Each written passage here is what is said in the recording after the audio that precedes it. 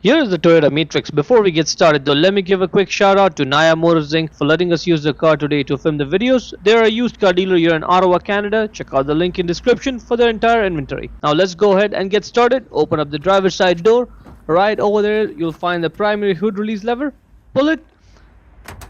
Now in front of the vehicle, lift up the hood slightly with your left hand and put two fingers of your right hand right over there at the edge of the Toyota emblem and pull up. That's what it is, you have to pull up on. Lift up the hood. This hood requires a prop rod to stay in place. Grab the rod, put it right over there in that slot with the arrow marking it.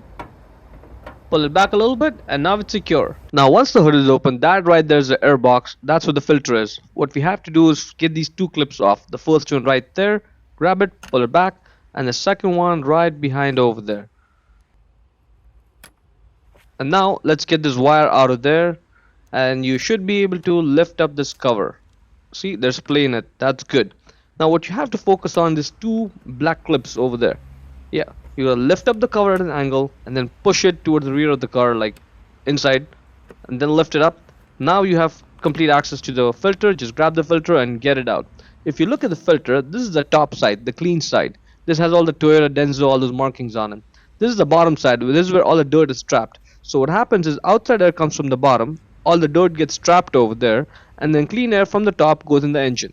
If you look at the filter as well, three edges are rounded and one edge is sharp. That is important, and that's going to help us place the filter correctly when we put it back in. The sharp edge goes on the bottom left corner. Right there. Let's just take a closer look at this. That's the sharp edge. There's a rounded, rounded, and rounded. That's good. When you put the cover back on, we have to focus on those two black clips first.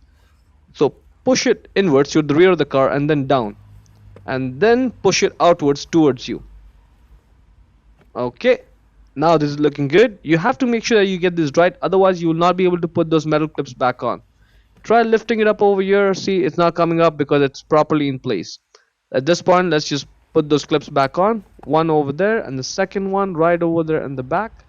That's good, and let's not forget to put the wire back in place, and that is pretty much it. To close the hood, push on the hood, get the load off the prop rod and get it out of that slot, put it back in its place, lower the hood and slam it shut. Hope you found it useful.